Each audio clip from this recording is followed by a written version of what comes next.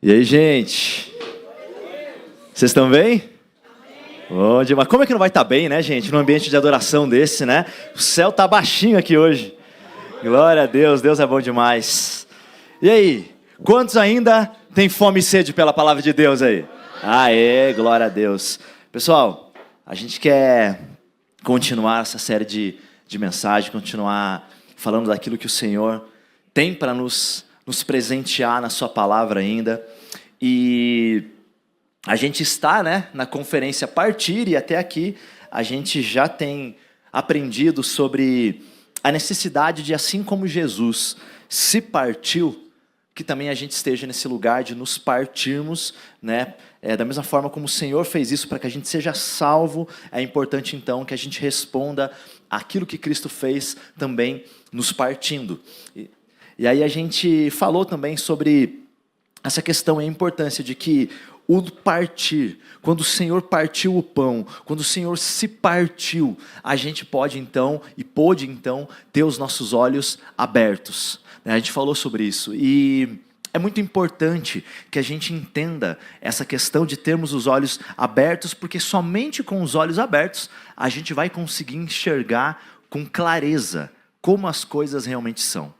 E isso faz uma diferença muito grande. A gente precisa, de fato, estar com os nossos olhos abertos para que a gente possa entender como as coisas são de verdade, que a gente possa reconhecer aquilo que é real, aquilo que não é real, aquilo que é de nós, aquilo que vem do Senhor, aquilo que, de repente, o próprio inimigo tenta nos enganar.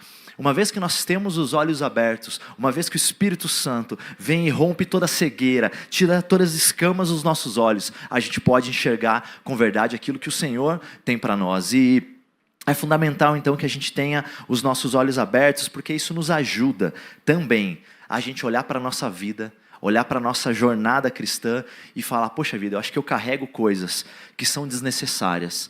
Uma vez que você tem os olhos abertos, você olha e fala, eu não preciso mais disso, porque o Senhor me libertou. Eu não preciso mais carregar esses pesos, porque Jesus me fez livre. Da mesma forma, a gente vai olhar para o outro lado e falar, é disso que eu preciso. Eu preciso agora que eu tenho os olhos abertos, eu enxergo de verdade o que é importante para mim. O que a palavra me ensina que eu preciso me apropriar e trazer para a minha vida. Então, os olhos abertos nos ajudam a desfrutar deste lugar. E é de fato que na nossa jornada cristã nós teremos muitos desafios, né? Murilo falou muito sobre isso, sobre a gente passar por esses processos que o Senhor tem para cada um de nós, e a gente sabe que muitos desses momentos, muitos momentos da nossa vida cristã, nós teremos desafios, mas a realidade é que o maior difícil, ou um em especial, o desafio que a gente tem é vencer a nós mesmos. Às vezes a gente consegue vencer uma dificuldade, a gente passa por uma tribulação, mas a realidade é que se nós não vencermos a nós mesmos e as nossas próprias vontades, os nossos próprios prazeres, a gente acaba ficando refém, mas refém da nossa vontade, refém daquilo que a gente acha que é bom para nós, refém daquilo que a gente enxerga como sendo bom para a gente. E claro, a gente pode enxergar coisas boas para nós também, isso não é um problema, mas Jeremias 17:9 diz um dos versículos que é muito importante, que eu acho que a gente tem que escrever no nosso coração, né? E eu vou lendo uma versão que chama NBV, a Bíblia NBV, que diz o seguinte: o coração é mais mentiroso e traiçoeiro que qualquer outra coisa. A gente pode ler em outras versões, mas o sentido vai ser o mesmo, de que o coração é enganoso, o coração do homem não dá para confiar, porque o coração é volátil, o coração ele muda todo o tempo. Hoje nós estamos sentindo uma coisa, mas passa 5 minutos e a gente já sente outra coisa diferente. Então a gente não pode confiar nas coisas que são instáveis, assim como é o nosso coração. Se tem algo ou alguém que a gente precisa enraizar, a gente precisa se firmar, é na palavra de Deus, é naquilo que o Senhor tem para cada um de nós. E todas as vezes que nós falamos sobre coração, é importante que a gente entenda que nós estamos dizendo sobre os nossos desejos, sobre os nossos anseios, sobre os sonhos que nós temos, sobre as nossas vontades, ou até mesmo aquilo que nos gera prazer de alguma forma, né? Então, o maior inimigo que a gente pode enfrentar na nossa vida não é o inimigo, não é Satanás, não são os seus demônios, é nós mesmos, é o nosso próprio eu. Esse é o maior inimigo. Porque a gente pode até viver uma vida de piedade, a palavra nos ensina como nós devemos viver essa vida de piedade, mas se nós não dominamos a nós mesmos, se nós não colocamos nós no lugar que Cristo quer que a gente esteja, a gente acaba ficando refém da gente, né? Ou, como a palavra fala, amantes de si mesmos. E é sobre isso que eu quero falar agora. Se você puder, abra sua Bíblia comigo em 2 Timóteo 3. 2 Timóteo 3, a gente vai ler do versículo 1 até o versículo 5, ok? 2 Timóteo 3, de 1 a 5. Quem achou, fala amém, achei. Amém. Quem não achou, fala socorro, ajuda. Espera um pouco. Vamos lá, gente. 2 Timóteo 3, a gente vai ler a partir do versículo 1, tá? Então, de 1 a 5 vai ser a nossa leitura. Então, acompanhe comigo aqui. A palavra fala em 2 Timóteo 3. Saiba que, nos últimos dias, sobrevirão tempos difíceis. Isso porque os homens serão amantes de si mesmos, apegados ao dinheiro, arrogantes, orgulhosos, blasfemos, desobedientes aos pais, ingratos, ímpios, insensíveis, irreconciliáveis, caluniadores, sem domínio próprio, cruéis, inimigos do bem, traidores, impetuosos, soberbos. Nossa, que listinha pesada, né? E continua. Mais amantes dos prazeres do que amantes de Deus. Embora tenham aparência de piedade, a Bíblia está falando, negam o seu poder, e a Bíblia fala, afaste-se destes também. A Bíblia está falando então aqui que nos últimos dias, os dias que nós vivemos, muitos homens, né, e quando eu falo homens não é só o sexo masculino, mas a criação, o ser humano, né, ia ter essas características terríveis que eu li aqui. E é verdade, gente, que a gente olha para o mundo, a gente enxerga exatamente este retrato. Mas nessa passagem então que a gente leu de 2 Timóteo, Paulo está descrevendo uma geração que é focada em si mesmo. Todos os pontos que a gente leu ali vai mostrar o homem colocando o próprio homem no centro. Sendo que, na verdade, é bem ao contrário do que a Bíblia nos ensina, né? Nós não estamos nesse lugar no centro. Quem está no centro é Cristo. Ele deve estar nesse lugar. Mas, nos últimos dias, muitas vezes nós acabamos nos encontrando neste lugar. E, de fato, nós vivemos em uma era onde a realização pessoal, onde você encontrar o seu sonho, onde você viver aquilo que você tanto almeja, parece que a felicidade está baseada somente nessa autossatisfação. Parece que essa geração parece que só se alegra, só encontra uma felicidade verdadeira quando se autorrealiza, quando consegue ter tudo aquilo que ela quer. Então, essa geração, ela acaba se encontrando num lugar de prazeres imediatos. Eu negligencio, ou melhor dizendo, eu negocio uma consciência eterna, uma fidelidade eterna por conta de prazeres rápidos, por prazeres imediatos. Eu negligencio a minha salvação porque eu quero desfrutar de um prazer que eu posso ter acesso assim. Mas isso é um perigo, não é para nisso que o Senhor nos chamou. A verdade é que Jesus, Ele nos ensina e nos apresenta um caminho totalmente diferente. Jesus nos ensina um caminho, primeiro, de renúncia, e aí sim, um caminho de entrega a Deus, como sendo sim, esse o verdadeiro caminho para que a gente possa ter uma vida plena. A gente não vai ter uma vida plena quando a gente simplesmente alcançar todos os nossos sonhos ou objetivos. A vida plena está em Cristo. A vida plena está em cumprir a vontade do Pai. A vida plena está em viver os sonhos e projetos que o Senhor tem para nós, muito acima dos sonhos que nós temos para nós mesmos.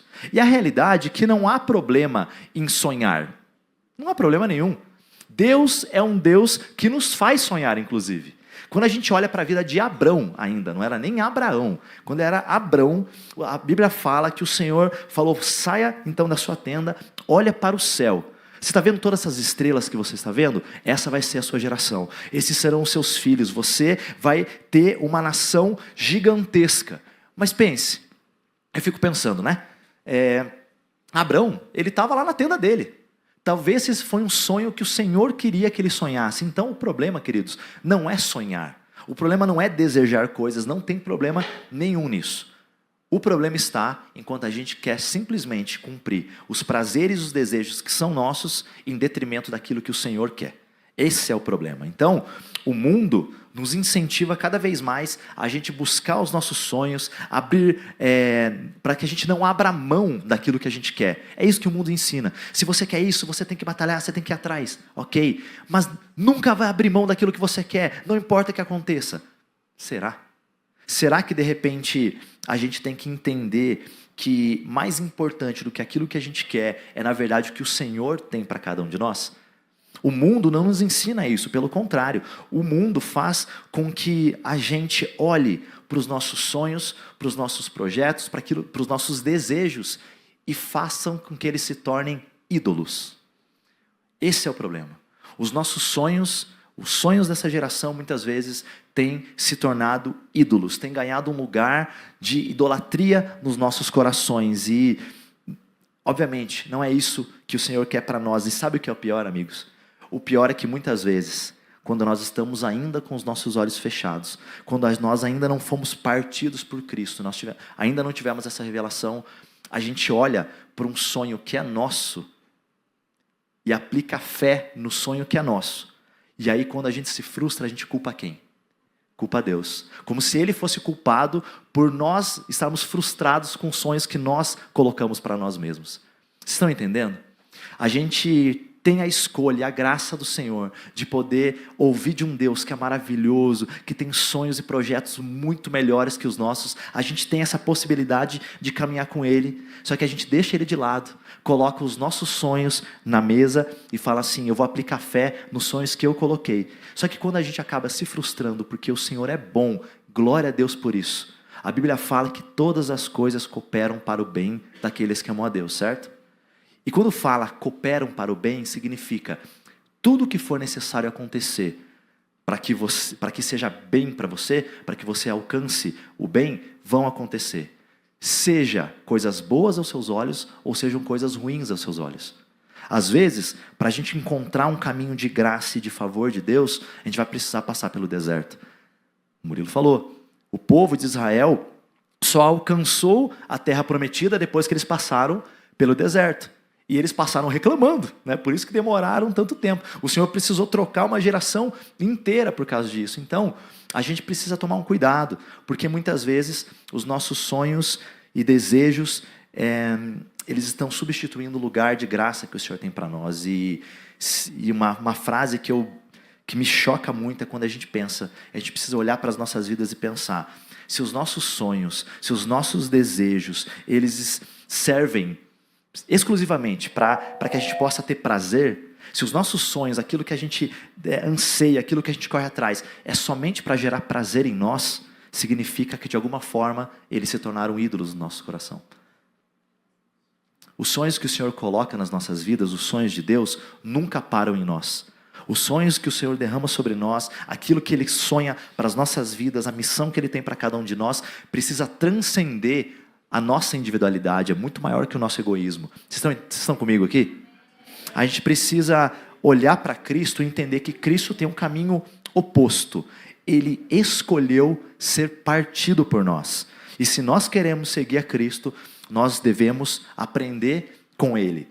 Não fomos chamados para viver em função de nós mesmos, mas para nós sermos partidos por Cristo, amém? E avançando aqui, primeiro ponto que eu gostaria de trazer para a gente poder conversar é sobre a cegueira do prazer. A cegueira que o prazer nos gera e o quanto nós ficamos enganados muitas vezes pelas coisas que nos dão prazer. Muitos acreditam que a felicidade está em seguir os seus desejos, em buscar os seus prazeres e também evitar sacrifícios. Eu sei, gente, ninguém quer ficar sofrendo na vida. A gente busca, né, trabalhar para ter uma vida melhor, para ter uma condição financeira melhor, para cuidar melhor da nossa família, e está tudo bem, não é um problema isso, está tudo certo. A gente não quer sofrer, talvez como a gente viu os nossos pais sofrendo, né? Eu não tenho filhos ainda, mas eu sei que os meus pais lutaram muito para isso, para que eu e os meus irmãos pudéssemos ter uma condição de vida melhor do que eles tiveram. E assim por diante, os pais deles fizeram a mesma coisa. Então, está tudo bem, isso não é o problema. Só que a gente tem que entender que a Bíblia nos mostra que essa mentalidade, né, essa mentalidade de não querer sofrer, né, de evitar ao máximo o sofrimento, de autopreservação, isso na verdade nos leva a um caminho de perdição. Em Provérbios 14, 12, a Bíblia diz: há caminho que ao homem parece direito, mas o fim dele são os caminhos da morte. Às vezes a gente olha e decide os nossos planos, a gente monta ali todo nosso plano de vida e fala: Senhor, tem que ser assim, e eu oro para que aconteça isso, e você coloca fé naquilo que você quer. Só que na verdade, muitas vezes acontece isso que a Bíblia está falando. Aos nossos olhos parece que esse caminho é bom, mas no final das contas esse caminho pode nos levar a esse lugar de morte. Então, quando a nossa busca é somente pelos nossos próprios desejos, né, nós somos levados à morte. E esse é um exemplo que a gente vê no caso de Sansão. Quando a gente lê em Juízes 16, eu não vou ler aqui porque é uma leitura longa ali no capítulo 16 de Juízes, mas basicamente esse capítulo 16 está contando a história de um homem chamado Sansão. E esse Sansão era um homem que foi escolhido por Deus na barriga da mãe dele. Então assim, antes de nascer, né, o Senhor já cumpriu, inclusive, o que está lá no Salmo 139, né, que Ele conhece as nossas vidas, que Ele sabe exatamente cada dia que nós temos. Então, sobre Sansão era isso também, assim como que é sobre cada um de nós. O Senhor conhece exatamente a nossa vida, o nosso passado, o nosso presente e o nosso futuro, né? Então, se tem alguém que a gente pode confiar em Deus, certo? Glória a Deus por isso. Muito bem. Sansão, ele era um homem separado por Deus na barriga da mãe dele, né? E ele, de fato, ele tinha um propósito, né? Onde ele era um nazireu, ele era alguém, e o mais importante aqui ele não era um descrente.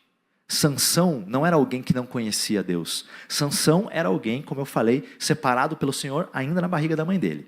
O problema era que Sansão frequentemente escolhia o prazer dele acima da obediência a Deus. Frequentemente Sansão fazia isso. Quando a gente lê no versículo 4, depois se você quiser anotar, para depois ler isso em casa ou meditar sobre isso, no versículo 4 de Juízes 16, a Bíblia vai contar que Sansão se apaixonou por uma mulher chamada Dalila, né?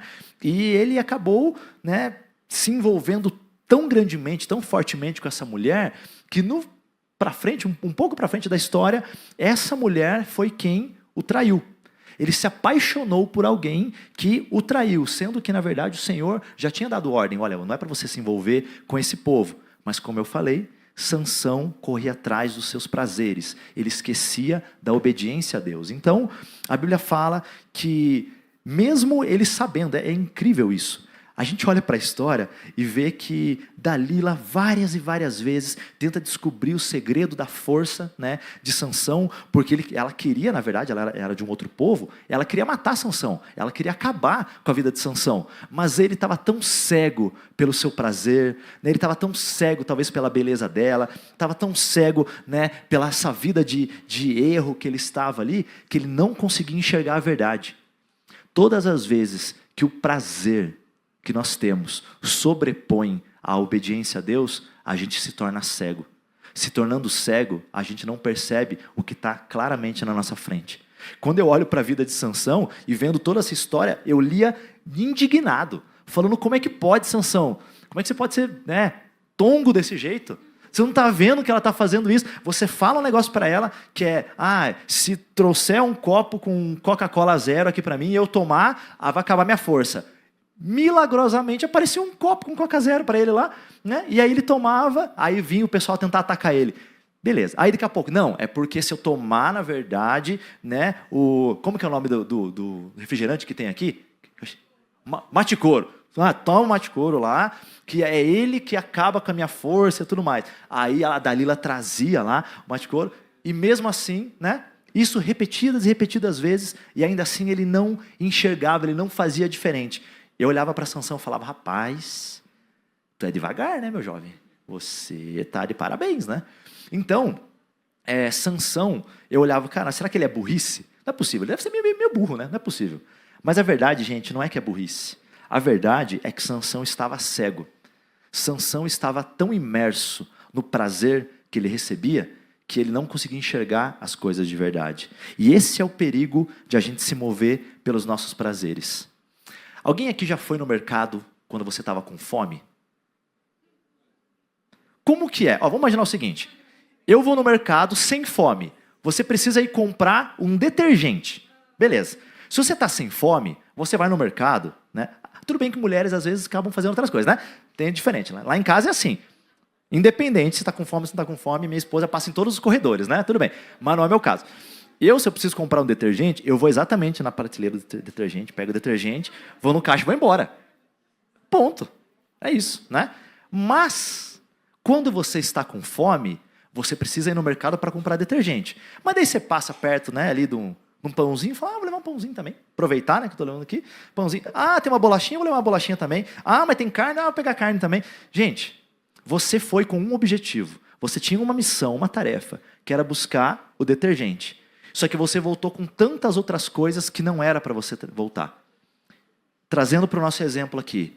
Todas as vezes que você está faminto por algo, você acaba relevando as coisas. Você tinha uma missão, mas você acaba negociando a missão que você tem por conta das vontades que você tem, por conta dos desejos que você tem. Nossa, eu estou com fome, então eu vou negociar as coisas que de fato eu preciso, porque eu quero aquilo lá que vai me dar prazer. Vocês estão entendendo qual que é a analogia? Então, quando a gente vai no mercado com fome, a gente aceita qualquer coisa. O que isso significa? A gente é seduzido pelo impulso. Mas o Senhor não nos chama para esse lugar. O problema, queridos, não é a paixão. Não você se apaixonar. O problema de Sansão não era ele ter se apaixonado, né, por Dalila, ou enfim, por mulher que fosse, ainda mesmo que fosse do seu próprio povo.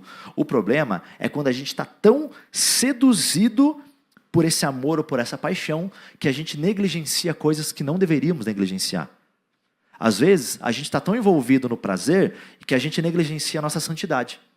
Às vezes a gente está tão envolvido nos nossos desejos que a gente negligencia a obediência a Deus. Às vezes a gente está tão envolvido nos nossos sonhos, naquilo que a gente deseja, que a gente deixa de ouvir a voz de Deus, porque a voz de Deus muitas vezes vai ser contrária àquilo que a gente quer. Eu falei, eu prefiro não ouvir. E a gente faz isso, querendo ou não.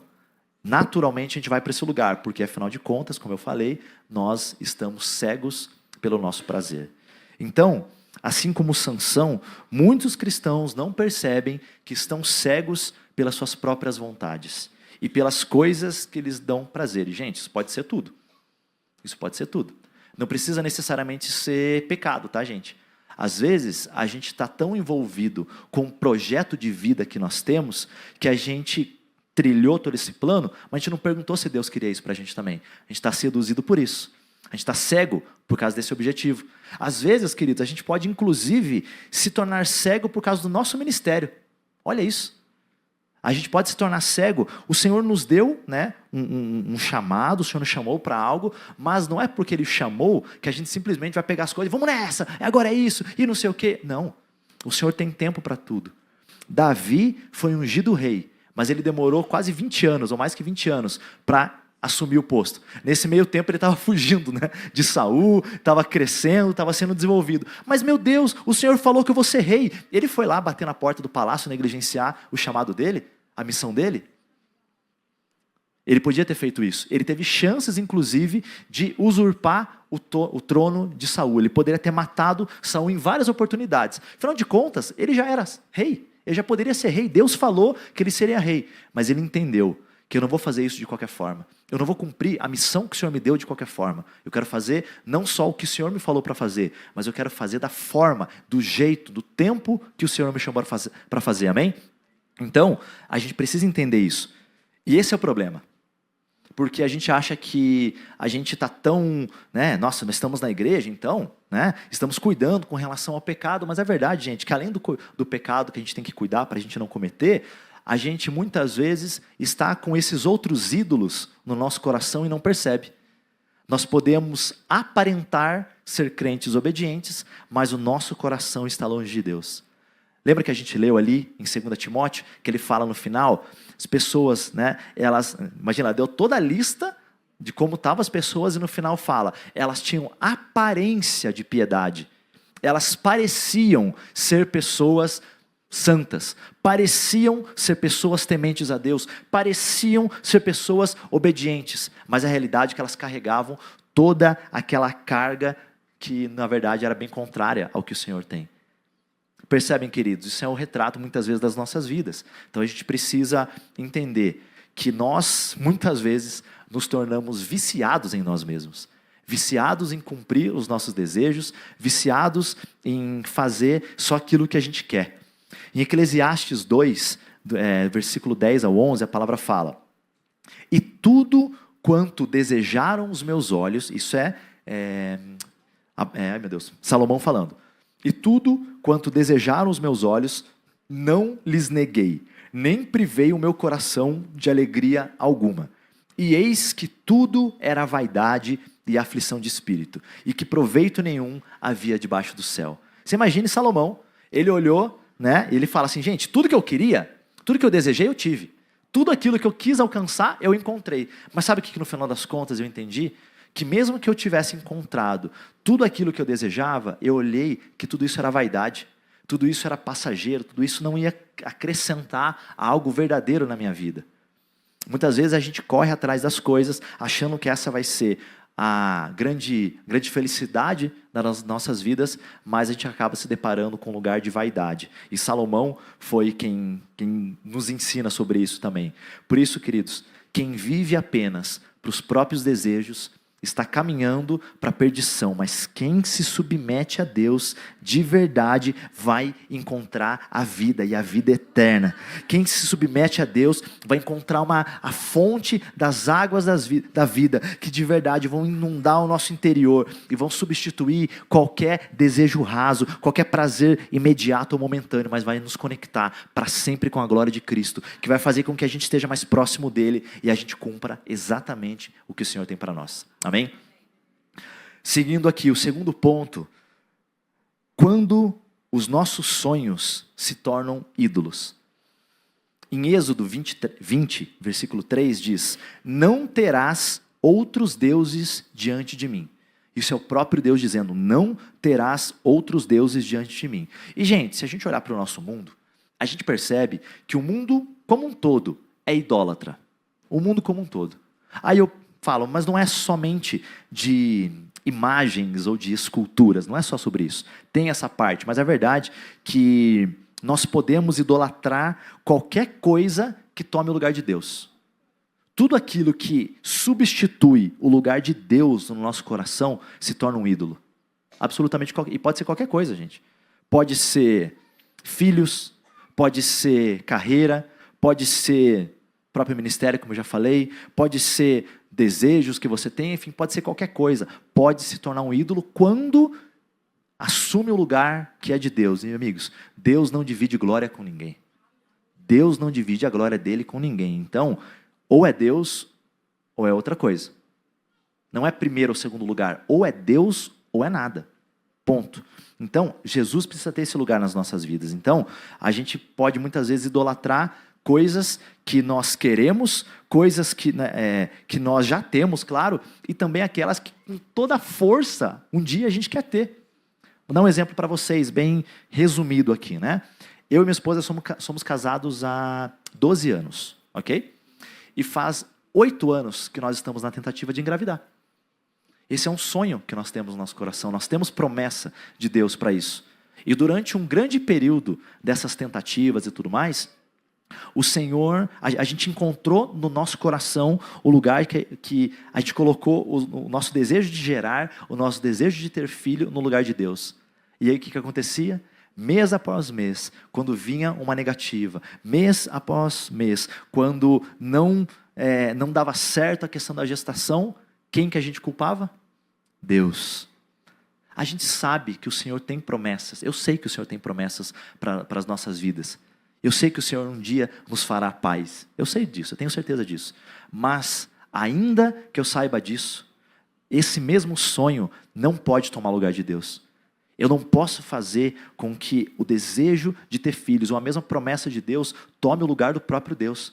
Por isso que Deus chamou Abraão e falou: Abraão, eu te dei um sonho, né, sobre você ter um filho, ter, né, uma grande geração, e você tentou fazer pelas suas mãos e gerou Ismael. Mas mesmo assim, o Senhor deu uma segunda chance. Não, vamos continuar. O Senhor cuidou de Ismael, fez, né, teve o tratamento lá, mas gerou Isaac. Só que não é porque gerou Isaac, nossa, acabou agora. Não, peraí. Vamos ver se de verdade o seu coração está comigo. E aí então, ele pediu para Isaac, para que ele fosse sacrificado. E gente, a palavra de Deus é maravilhosa. E o coração desse homem realmente é rendido ao Senhor. Porque a palavra fala que quando ele recebeu a palavra do Senhor, esse mandamento, né, essa ordem, a palavra fala que de madrugada ele se levantou, ou seja, imediatamente ele foi cumprir o que o Senhor tinha para ele. Ele mostrou para o Senhor: Senhor, eu sei que você me deu um filho, eu sei que eu sonho com isso, mas mesmo esse sonho, mesmo o cumprimento da promessa que o Senhor me deu, não está no lugar que o Senhor tem para mim. E a gente precisa sempre se atentar a isso. Talvez a gente olha, né, para as nossas vidas e fala: poxa vida, eu tenho sonhos, eu tenho desejos, será que Deus então está triste com isso? Não, gente, não é isso, isso não é o problema. O problema é, como eu falei, quando ele acaba tomando um lugar que deveria ser de Deus, né? E a idolatria, queridos, é um problema do coração. E a verdade é que uma das principais causas da idolatria é a falta de paternidade. O principal motivador da idolatria no mundo inteiro é a falta de paternidade. Quando a gente olha para a nossa nação, uma nação em que, se a gente vai analisar os dados, a gente vê que cada vez mais, infelizmente, a gente está tendo famílias, né, ou crianças crescendo principalmente sem a figura paterna. E isso é um problema generalizado, mas não é de agora, isso aí já vem há muito, muito tempo. Por isso a importância do posicionamento do homem, como essa responsabilidade que ele tem, né? Então, no lugar familiar. Então, a gente percebe que a idolatria é um problema do coração, originado principalmente pela questão de paternidade. Eu não sei, né, como é a relação, né, individual de cada um de vocês com os pais de vocês, eu não sei. Mas uma coisa é certa: quando a presença paterna é falha ou até inexistente, um vazio é criado dentro do coração da pessoa. Um vazio é criado. Por melhor intenções, por melhor trabalho que as mães se esforcem para cumprir esse papel, para ajudar, e com todo amor e carinho elas fazem isso, mas ainda assim fica um vazio que é do pai. E quando a gente tem esse vazio, muitas vezes esse espaço que está vazio é preenchido com ídolos. Vocês estão percebendo? Esse é o problema. A falta de um pai, a falta de uma presença de alguém que vai afirmar a identidade da pessoa, muitas vezes faz com que a gente substitua por ídolos. E sejam eles quais forem, né? Então talvez muitos aqui tiveram, talvez, pais falhos. Talvez não, talvez quando você olha para o seu pai, para a sua família, você fala: nossa, uma família maravilhosa, está tudo certo, não tenho problema com relação a isso. Mas o verdadeiro problema está em quando nós não reconhecemos Deus como nosso pai. E é aí que está a questão. Quando a gente fala que idolatria é um problema de paternidade, é porque se nós temos problemas com o nosso pai terreno, a chance de nós termos um problema com Deus, que é o nosso pai, também é muito grande. Vocês estão entendendo a costura aqui, a conexão? Se o pai terreno falha, a gente tem um vazio. Esse vazio é preenchido por ídolos. E se o nosso coração não está entregue a Deus, que é o nosso pai, a gente então também vai substituí-lo por outras coisas. A Bíblia nos ensina que Deus é o nosso pai, amém? Ele assumiu esse lugar. Então, independente de como foi a sua história com o seu pai, independente se ele foi um pai presente ou se não foi um pai presente, uma coisa é certa: Deus é um Deus presente. Quando nós entregamos a nossa vida para Jesus, todas as coisas foram feitas novas, porque em Romanos 8,15 diz: porque não recebestes o espírito de escravidão, para outra vez estardes em temor, mas recebestes o espírito de adoção de filhos, pelo qual clamamos: Abba, Pai. Então, cada um de nós aqui tem o Senhor como Pai, né? Então, a gente pode se apegar nessa verdade, e é justamente essa verdade, essa certeza de que eu tenho um Pai, e o Pai é Deus, e se eu tenho esse Pai que é Deus, eu posso me livrar de todos os ídolos que hoje estão assumindo o lugar dele no meu coração. Então, cada um de nós aqui que fomos adotados por Deus, que temos um Pai verdadeiro, que não falha, que não mente, que não nos abandona, então a gente percebe que o problema não está em Deus, o problema está em nós. Quando a gente tem essa falha, né, de conexão com Deus, quando a gente não reconhece Ele como Pai, a gente acaba buscando substituir esse papel. E esse é algo que sempre vai nos levar à idolatria. Vocês estão me acompanhando? Se nós reconhecemos Deus, se nós não reconhecemos Deus como nosso Pai, gera esse vazio, e esse vazio é preenchido por ídolos. Agora pense o contrário. Se nós estamos com ídolos no nosso coração, a única forma de nós abandonarmos esses ídolos é a gente correr para os braços do Pai. A única coisa que vai tirar todo o ídolo do nosso coração é a nossa entrega completa a Deus. Esse reconhecimento de que Ele está presente. E a questão é, como saber se eu tenho ídolos no meu coração? Como é que eu identifico? Né? E eu quero trazer alguns sinais que nos mostram se de repente um sonho se tornou um ídolo. Quando você sente que não será feliz sem alcançar esse sonho, a chance grande é que esse sonho se tornou um ídolo. Quando você tem medo de abrir mão dele, mesmo sabendo que Deus pode ter algo diferente para você, pode ser que também esse sonho já se tornou um ídolo. Quando você ora apenas pedindo para Deus que realize a sua vontade, que realize aquele desejo que você quer, e você não investe tempo buscando a vontade de Deus, então esse sonho e esse desejo se tornou um ídolo no seu coração. E pode ser qualquer coisa, como eu falei. Quando nós fazemos isso, nós estamos demonstrando que nós estamos sendo amantes de nós mesmos, né? Ao invés de nos entregarmos assim como Cristo fez. Jesus, ele não reteve a sua vontade, mas ele se entregou completamente ao Pai. Mesmo quando, no momento de maior agonia que ele teve na vida dele, que foi no Getsemane, quando ele estava orando, estava próximo do tempo de ele ser preso, a Bíblia fala que ele estava então, né, agoniado, ali sofrendo por aquele momento, mas mesmo assim, naquele momento, ele não se reteve.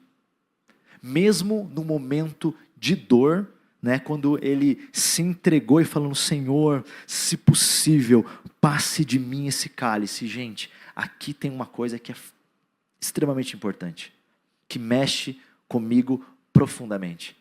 A Bíblia fala que Jesus pediu isso para Deus, né? Está contando sobre isso. Só que a Bíblia também diz que pela obediência de Deus, de Jesus, ele foi ouvido pelo Pai. Seria mais ou menos assim. Jesus sempre foi um filho obediente. Jesus sempre foi um filho que andou completamente na vontade de Deus, no plano de Deus. Ele estava pronto a morrer pelos pecados, né, nossos. Ele ia morrer por pecados que não eram deles, ele ia ser totalmente injustiçado, e ele, no momento de aflição, ele fala, se possível, passa de mim esse cálice. Ponto. Tem um ponto, isso é importante. A Bíblia fala então que Deus ouviu ele, e de verdade, no fundo do meu coração, eu creio que Deus passaria esse cálice dele. Eu creio de verdade. Por quê? Quando a gente lê um pouquinho mais para frente, quer ver? Deixa eu achar aqui, eu tinha deixado separadinho essa parte. Cadê? Deixa eu ver aqui. Hebreus 5:7, a palavra fala, ele, Jesus, nos dias da sua carne, tendo oferecido com forte clamor e lágrimas, orações e súplicas, a quem o podia livrar da morte. Então ele estava no Getsemane orando. A Bíblia fala, foi ouvido por causa da sua reverente submissão. Então vocês estão entendendo a entrega de Cristo aqui? Ele estava diante do Pai dele, olhando toda aquela cena, vendo todo mundo carregado de pecado, vendo o filho dele obediente, o filho que ele ama, o único filho dele ali, clamando: Senhor, se possível, passe de mim esse cálice. E Deus estava a ponto de ouvir ele fala: vamos fazer isso. Só que a Bíblia continua. Ele não para só no passe de mim esse cálice. O que ele volta e fala? Ele fala assim: todavia, não seja feita a minha vontade, seja feita a sua vontade. Gente, vocês estão entendendo isso? Cristo abriu mão da sua vontade, sendo a maior lícita possível. Deus o ouviu e poderia o livrar da morte, mas ainda assim, ele escolheu se entregar. Ainda assim, ele escolheu ser partido por cada um de nós. Então, queridos, isso não é à toa o que Cristo fez por nós. Cristo decidiu obedecer e se entregar. E quando nós seguramos com tanta força os nossos planos, quando a gente não quer entregar ele para o Senhor, é mais ou menos que a gente está fazendo exatamente o oposto do que Cristo fez. Cristo, que era totalmente justo e poderia ter a sua vontade cumprida, decidiu se entregar por amor ao Senhor, por amor a cada um de nós aqui. Gente, olha o valor que a gente tem que dar à salvação de Cristo, porque de fato ele foi partido por nós, para nos ensinar a também sermos partidos por ele, assim como ele foi, amém? Em João 12, 24, a palavra fala: se o grão de trigo não cair na terra e não morrer, continuará ele só, mas se morrer, dará muito fruto. Como eu falei, nós somos uma geração, muitas vezes, que quer evitar o sofrimento, que quer evitar os desertos, quer evitar os processos. E todas as vezes que a gente está passando por esse processo, a gente reclama com Deus, a gente fala: Deus, não é possível, por que isso? Mas o Senhor que me deu essas promessas, por que eu sofro desse jeito? Eu não quero repregar o que o Murilo acabou de falar para a gente, mas a verdade é que a gente acaba sendo tão amante das nossas vontades, que a gente deixa de lado aquilo que o Senhor quer para nós. E Jesus mostrou claramente que ele amava mais a Deus do que ele mesmo. Por isso, ele escolheu ser partido. Assim como uma semente precisa morrer para dar muito fruto, Jesus decidiu morrer para que ele pudesse frutificar. E cada um de nós aqui é um fruto disso, amém? Olha para a pessoa que está ao seu lado e fala assim: você é fruto de Cristo. Você é fruto da salvação do Senhor. Se alegre por isso. Deus é bom em todo o tempo. Aleluia.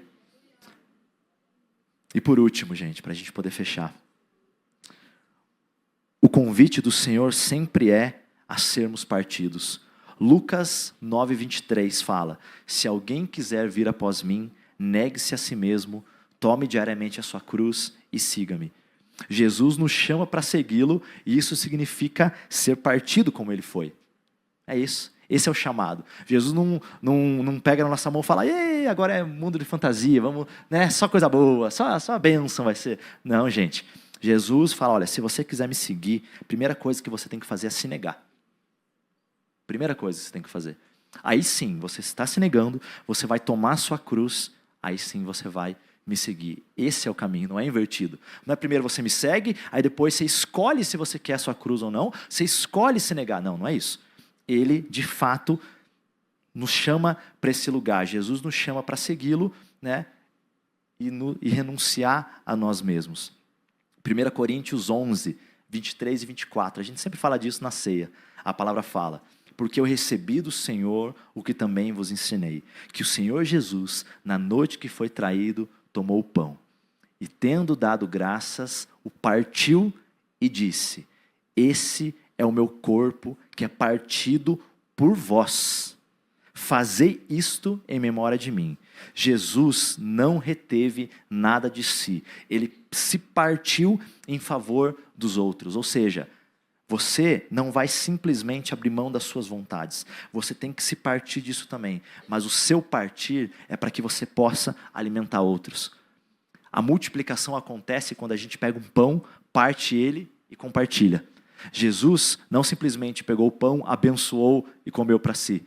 Ele abençoou, ele fez tudo isso, ele partiu o pão e alimentou os outros. Então, não sei se você percebeu isso ainda, mas o seu partir, a sua renúncia, a sua entrega vai alimentar outros também. A maior herança que a gente pode deixar na vida de alguém é o exemplo de Cristo em nós.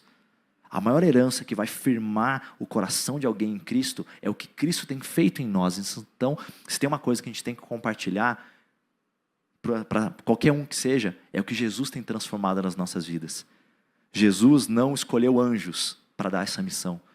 Ele poderia ter feito isso. Ele poderia ter colocado o evangelho na mão de anjos, que eu tenho certeza que o mundo inteiro já estaria ganho. Mas ele nos escolheu, homens falhos, totalmente fracos, mas a realidade, totalmente dependentes do Senhor. A Bíblia fala, digo fraco, eu sou forte, porque é na nossa fraqueza que a gente reconhece a grandeza do Senhor. Então, não tenha medo de se partir, tenha medo de não ser partido. O Murilo falou, né, um versículo maravilhoso ali, eu nem ia citar, mas como ele trouxe também, eu acho que faz sentido. A Bíblia fala, né, Jesus está dizendo, olha, eu sou essa pedra. Se você se lançar sobre mim, você for voluntariamente lançado sobre mim, de fato, você vai ser feito em pedaços. A garantia está aí, você vai ser despedaçado. Agora, se precisar que eu caia sobre você, você vai ser reduzido a pó. O que é mais fácil juntar e reconstruir? Pedaços quebrados ou pó no chão? Pedaços quebrados. Porque o Senhor, e melhor que isso, o Senhor não só junta os nossos cacos e faz algo mais ou menos, o Senhor faz novo todas as coisas, mas a realidade é, se nós temos a disposição no nosso coração de se entregar completamente, aí sim, a gente vai poder provar da graça e do favor de Deus sobre as nossas vidas, amém? A verdadeira vida não está em satisfazer os nossos desejos, buscar prazer ou evitar sacrifícios, mas em amar a Deus com todo o nosso coração e toda a nossa força. João 14, 21 diz, aquele que tem os meus mandamentos e os guarda, esse é o que me ama. E aquele que me ama será amado por meu Pai, e eu também o amarei e me manifestarei a ele. Gente, olha que promessa maravilhosa. Se tem coisa que a gente tem que correr atrás, é disso. Se tem um sonho que a gente tem que desejar, é esse. Eu quero que o Senhor se manifeste a mim. Eu quero poder me entregar completamente ao Senhor. Eu quero que eu seja completamente incendiado pelo amor ao Senhor, para que Ele se manifeste, porque eu sei que quanto mais eu amar o Senhor, mais eu recebo e provo desse amor, e mais também Ele vai se manifestar a mim. O mundo nos ensina a nos amar acima de tudo, fazer o que nos faz feliz e seguir os nossos próprios sonhos. Mas Jesus ensina que nós devemos morrer para nós mesmos, tomar a nossa cruz e segui-lo. E o que isso significa na prática? Porque você fala, poxa vida, nossa, isso é maravilhoso, mas o que eu faço, meu Deus do céu? O que eu preciso fazer? Gente, primeira coisa, se for algum pecado que você precisa renunciar, abra mão completamente desse pecado, mesmo que esse pecado seja e te provoque o maior prazer do mundo, mas esqueça disso, porque esse prazer é passageiro, passa o tempo, você vai falar, por que eu fiz isso na minha vida?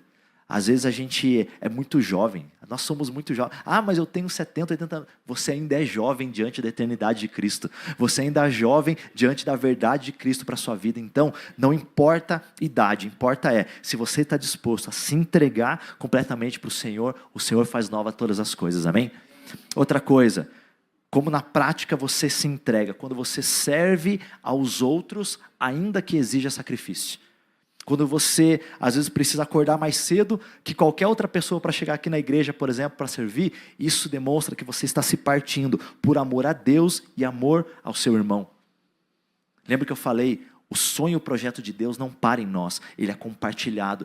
O fruto, o pão, ele é partido e compartilhado. Então, servir faz isso.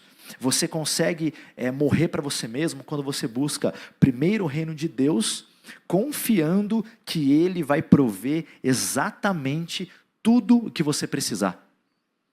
A confiança em Deus nos leva para esse lugar de sermos mortos para nós mesmos. E claro, a obediência a Deus, mesmo que custe os nossos planos e as nossas vontades. Você pode se colocar em pé, por favor? A verdadeira vida não está em buscar a si mesmo, mas buscar a Cristo. Quem tentar se preservar a todo custo vai acabar se perdendo. Esse é o paradoxo do reino. Mas quem se entrega completamente em Deus encontrará a verdadeira vida. Amém? Filipenses 2:21 diz: porque todos buscam o que é seu e ninguém o que é de Cristo Jesus.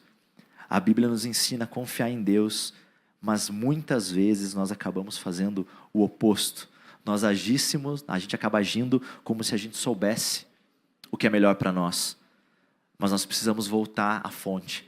Nós precisamos retornar àquele lugar onde a gente deixa de amar a nós mesmos e ama mais o Senhor do que os nossos desejos e os nossos sonhos. Vocês viram esse exemplo? Cristo é o maior exemplo de renúncia que a gente pode encontrar. Cristo no Getsêmani, tendo todo o direito de receber o que ele queria, ainda assim escolheu renunciar. Em Lucas 22:42 a palavra fala: Pai, se queres, afasta de mim esse cálice, contudo não seja feita a minha vontade, mas a tua vontade. Que essa seja a nossa oração, que esse seja o desejo do nosso coração. Senhor, não faz a minha vontade, porque a minha vontade, Senhor, é baseada no meu coração, e não existe algo mais traiçoeiro e enganoso do que o meu coração. Mas, Senhor, me faz viver a sua vontade, me faz viver o que o Senhor tem para mim. O convite de Deus para nós hoje é simples, gente, é simples. Pare de reter a sua vida. Pare de guardar para você, ou só segurar com todas as forças os seus sonhos, que são seus. Pare de insistir nos seus próprios caminhos. Pare de se amar mais do que tudo. Mas corra para os braços do Pai. Corra para aquele que vai substituir todo o ídolo do seu coração pelo lugar de paternidade dele. Amém? Feche seus olhos, eu quero poder orar nesse tempo.